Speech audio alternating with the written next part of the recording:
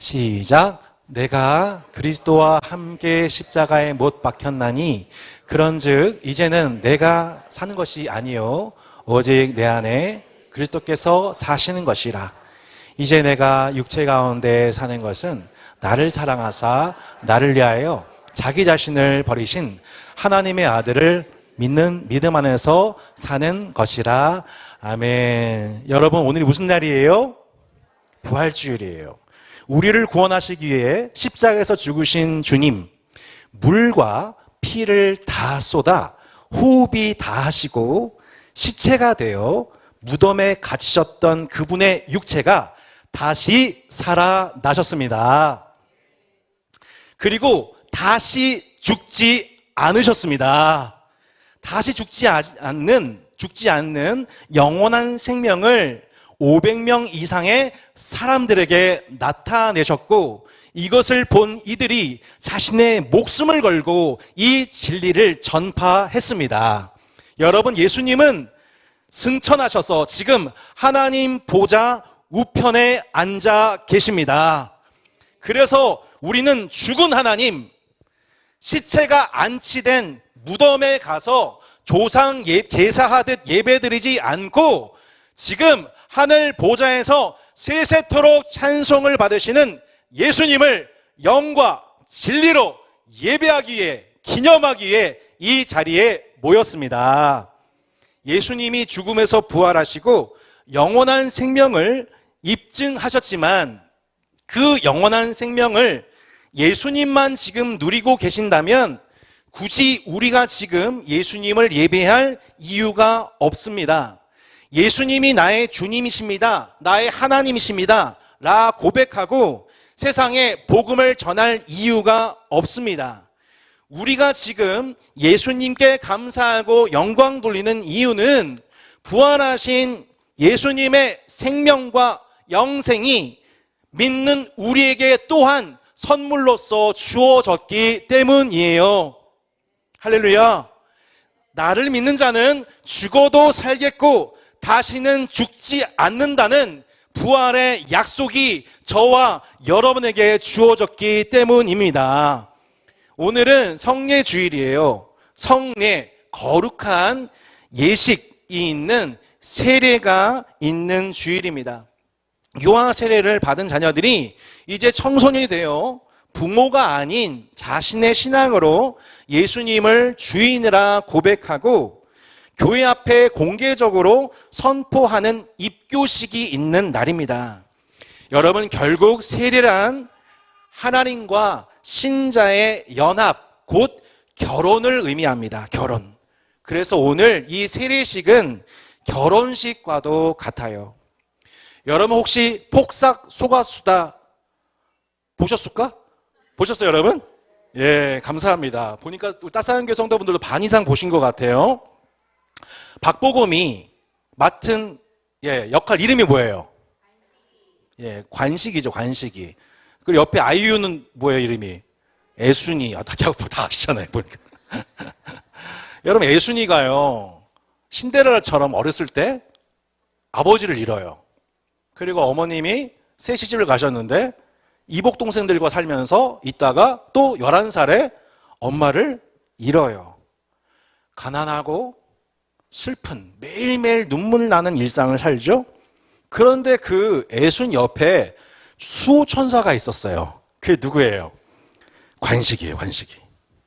관식이의 이 애순, 아주 그 사랑이 순전한, 애순한 그 사랑 속에서 결국에는 관식이와 애순이가 결혼을 해요. 한평생 걸쳐서 애순이, 그리고 애순이의 딸 누구예요? 금명이. 보세요, 다 아시잖아요, 이렇게. 금명이. 다 보세요, 여러분. 금명이와 자녀들을 향한 자신의 삶을 이렇게 관시가 살아가는데, 와, 이 명대사. 너희들을 잠 많이 잘게 하려고 나는 잠을 줄인 거지, 이런 얘기 하잖아요. 그렇게 한평생 가족을 위해서 남편으로서, 아버지로서 헌신을 하던 관식이가 50세 중반의 나이로 다발성 골수증으로 그만 죽고 말죠. 이때 막 대한민국에 얼마나 많은 분들이 눈물을 흘리셨는지 자기 남편 죽을 때보다 더 많이 울었다고 그래요. 네, 이렇게 그러면서 왜 나한테는 저런 남편이 없는 거야? 그렇게 통곡했다고 해요, 여러분. 예. 중환자실에서 호흡을 다하는 관식이를 향해서 애순이가 이렇게 얘기를 해요. 여보 정말 잘 살았어. 당신 나를 위해서 정말 잘 살았고 덕분에 행복했어. 폭삭 속았수다. 한평생 자신과 가족의 행복을 위해서 수고한 남편의 죽음을 이와 같이 지켜보게 되죠. 관식이는 한평생 애순이를 위해서 살다가 애순이를 위해 죽습니다. 남편분들의 얼굴이 어두워지는군요. 누군가를 사랑하는 한 사람의 삶과 죽음이 개인과 가정을 또 우리를 보는 시청자들을 얼마나 풍성하고 아름답게 하는지 우리는 그 관식의 사랑 앞에서 눈물을 훔쳤습니다. 사랑하는 여러분, 세례란 무엇입니까? 마치 애순과 가정을 사랑하는 관식이와 같이 나와 교회를 사랑하셔서 그 삶을 다하고 죽음을 다해 우리를 위해서 헌신하신 신랑 예수 그리스도. 할렐루야. 그 예수 그리스도를 나의 신랑으로 이제 나는 그분의 신부로 인정하는 예식이 바로 세례식입니다. 내 과거가 어떠했든지 간에, 내가 어떤 슬픈 운명 속에 지난 과거를 살아왔든지 간에 내 과거와 현재와 미래까지의 모든 운명을 끝까지 책임지고 헌신하는 신랑, 그 신랑 되신 예수님의 사랑을 이제 우리가 받아들여 신부로서 그 신랑과 한 몸으로 연합되는 시간이 바로 오늘 입교와 세례식인 것입니다. 오늘 세례를 받는 우리 효영아, 그리고 입교 받는 우리 하민이, 하겸아, 엄마 뱃속에서 태어난 순간부터 지금까지, 그리고 지금부터 영원까지 여러분이 예수님의 신부로서, 신랑 되신 예수님이 신부로서 여러분을 사랑하시며 책임지시는 그분과 연합하여 그분과의 새로운 삶을 시작하는 날이 바로 오늘입니다. 그리고 오늘 또한 효진이 또한 그 신랑을 맞이할 신부로서의 수업을 받는 결혼 준비에 들어가는 것을 학습식이라고 하는 거예요. 말씀 같이 한번 읽어볼까요, 여러분?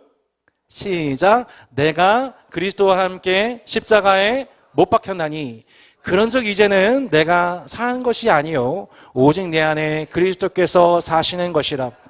이제 내가 육체 가운데 사는 것은 나를 사랑하사 나를 위하여 자기 자신을 버리신 하나님의 아들을 믿는 믿음 안에서 사는 것이라. 성도 여러분, 우리는 예수님과 연합된 결혼한 신부들입니다. 날 위해서 그 삶을 다하시고 죽음을 다하셔서 내게 책임을 완수하시는 신랑 되신 예수님의 사랑이 여러분, 저와 여러분을 향한 주님의 사랑입니다. 한평생 함께하는 자들입니다. 신랑 된 예수님이 이제 신랑과 신부가 하나 되어서 한평생 걷게 되는 것처럼 신랑 되신 예수님과 그렇게 우리가 한 연합됐다는 거예요. 신랑 된 예수님이 십자가에 못 박히시니까 신부인 우리도 십자가에 못 박혀 죽은 거예요. 신랑이 죽음에서 살아나시니까 그와 연합된 우리도 그와 함께 부활합니다.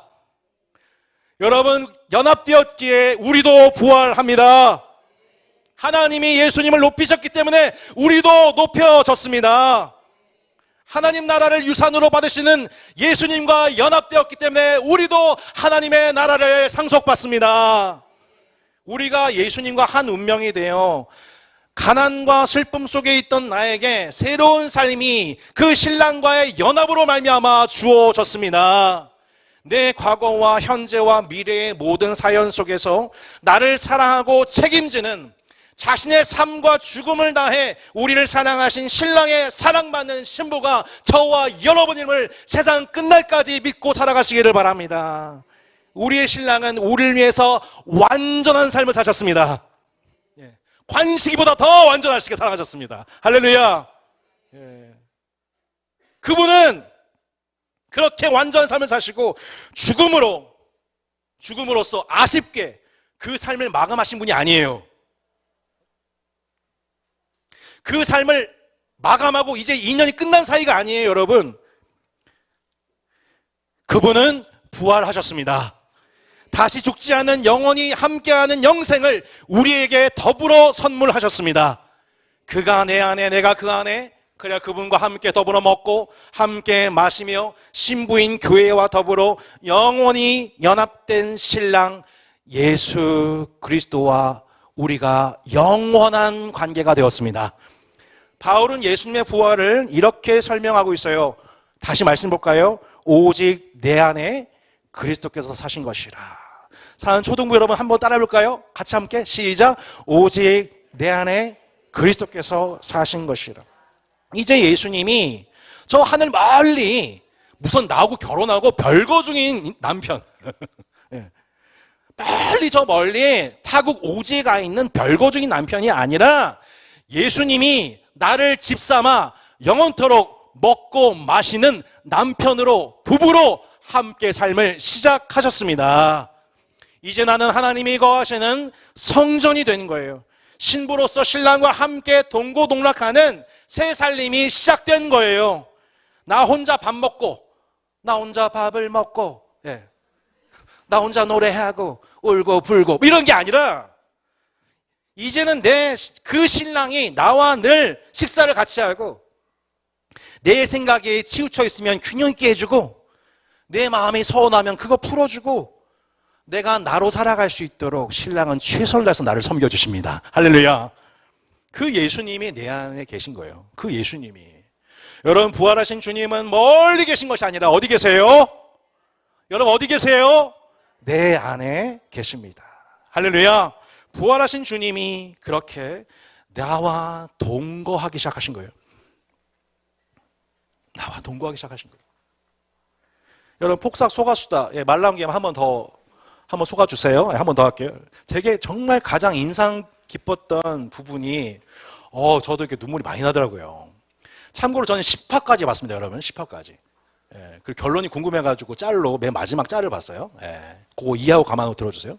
제가 가장 인상 깊었던 게 뭐냐면 그 예수님의 엄마 이야기예요. 예수님의 엄마 이야기예요. 일할 때부터 막 눈물이 펑펑 쏟아지더군요. 엄마를 잃었던 예수님의 나이가 바로 이제 이때죠. 엄마가 유언을 남기고 이제 죽잖아요. 근데 예수님이 이제 엄마를 잃고 나서 얼마나 절망스럽습니까? 근데 그 예수님의 삶 속에 나타나는 그 모습이 너무 이렇게 저한테 이거 복음이다. 이거 신자의 일상이다 싶은 겁니다. 인생이다 싶은 겁니다. 왜냐하면 예수님이 그러니까 나이를 계속 먹어가면서 그 중간중간에 이제 엄마와의 추억들이 막 새록새록 떠오르잖아요. 또 어떤 장면에서는 엄마가 마치 산 사람처럼 등장해가지고 예수님과 막 대화를 막 이어간단 말이에요. 물론 꿈속의 내용이에요. 진짜 부활한 게 아니에요, 여러분. 오해하지 마세요. 부활한 건 스토리 이상해져요.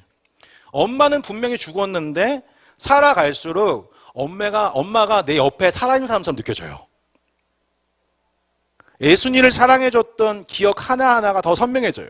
그리고 왜 그때 엄마가 나한테 그런 모진 말들을 하고 억척같이 살아갈 수밖에 없었는지 그게 바로 다 나 때문이었다는 걸, 나한테 인생의 기회를 주기 위해서였다는 거를 알게 돼요. 그리고 뭘 알게 되냐면은 우리 엄마가 그렇게 그 삶을 다해서 죽음을 다해서 나를 사랑했던 거구나. 오직 나를 위해서.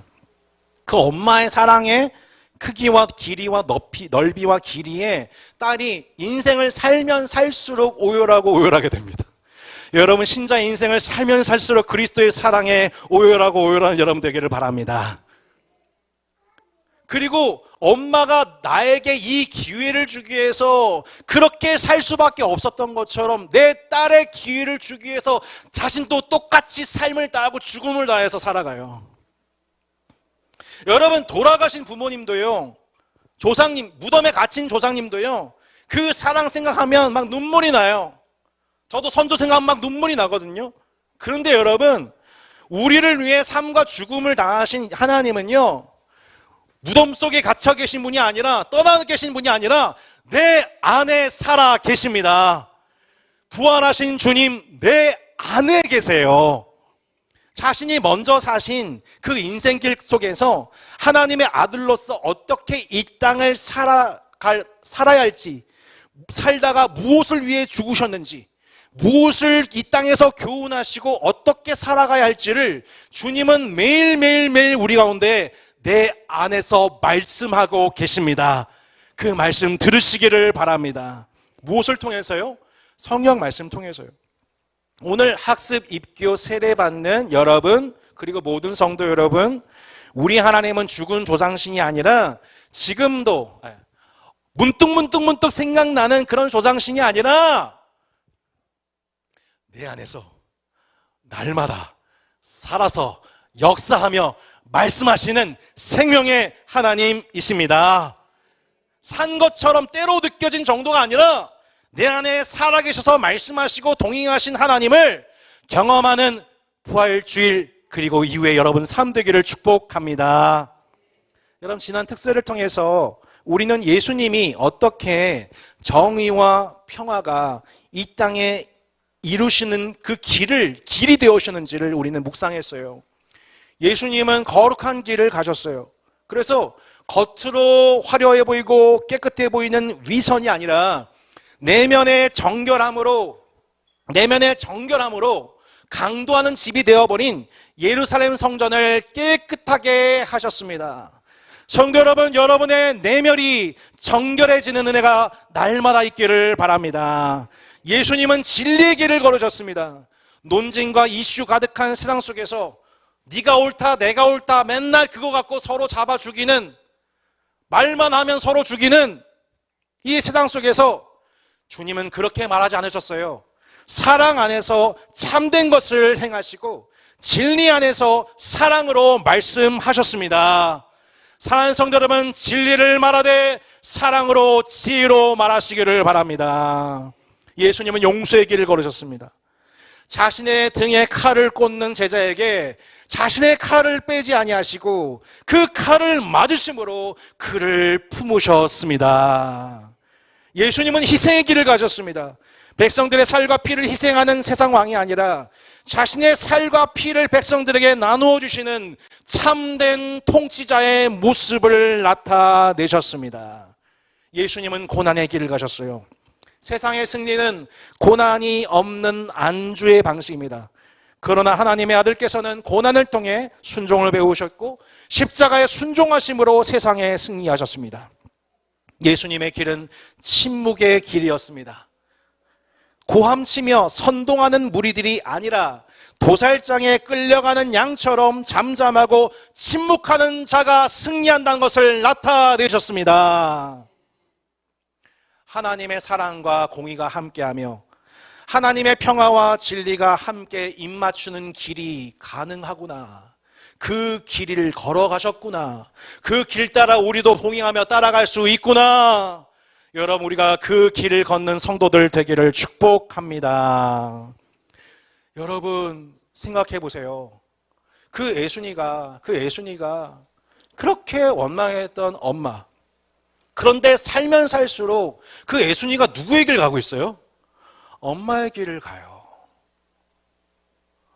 엄마가 알게 모르게 예순이한테 보여줬던 그 모든 삶과 가르침들이 예순이에게 배어져 있었던 것이죠. 저는 이번 특세 동안 우리가 배웠던 그 모든 길, 거룩한 길, 진리의 길, 용서의 길, 고난의 길, 희생의 길, 침묵의 길을 여러분이 지금 당장 걷고 있다고 생각하지 않습니다. 제가 그렇지 않다고 생각합니다. 그러나 예수님이 우리 가운데 보여주신 그 길은 우리에게도 길이 되어 마침내 각기 제 길로 갔던 그 제자들이 후에 그 길을 걸어가신 예수 그리스도를 기억하고 그 길로 가게 되었던 것처럼 저와 여러분이 똑같이 그 길을 가게 되는 것을 우리가 보게 될 것을 믿습니다. 그런 우리 형제 자매들이 될 것을 믿습니다. 그런 따스한 교회 될 것을 믿습니다. 지금 우리는 그 제자들처럼 각자의 길로 가고 있습니다. 거짓의 길로, 위선의 길로, 용서하지 못한 자의 길로, 고난을 회피하는 길로, 침묵하지 않고 선동하는 그 길로. 그렇게 제자들은 자신의 칼을 빼고 자기 멋대로 그 길을 갔습니다. 그러나 여호와께서는 우리 모든 무리의 죄악을 예수 그리스도께 담당시키셨습니다. 그가 찔림으로 우리가 나음을 잊게 되었습니다. 그분이 십자가에 못 박히심으로 하나님과 화목해 되었습니다. 형제와 용서하고 화목할 수 있는 길이 열리게 되었습니다. 그 예수 그리스도 부활하신 주님이 먼 세상에 계신 것이 아니라 이제 내 안에 계십니다. 여러분 한번 예수님 앞에서 고백하겠습니다. 부활하신 주님, 내 안에 계십니다. 우리 형제자매들에게 진심 어린 마음으로 옆에 분들에게 이게 소곤소곤하는 마음으로 이렇게 소곤소곤하게 이렇게 놀라지 않게 부활하신 주님, 형제 안에 자매 안에 계십니다. 서로 함께 축복하겠습니다. 시작. 부활하신 주님, 형제 안에 계십니다. 부활하신 주님, 자매님 안에 계십니다. 아멘. 주께서 허락하신 은혜의 방편 말씀과 성례를 함께 이제 성례를 거행하겠습니다. 오늘 함께 우리 먼저 찬양하고 성례식을 거행할 텐데요. 우리 함께 은혜 2절 찬송하고 우리 함께 학습 입교 세례식 진행하겠습니다.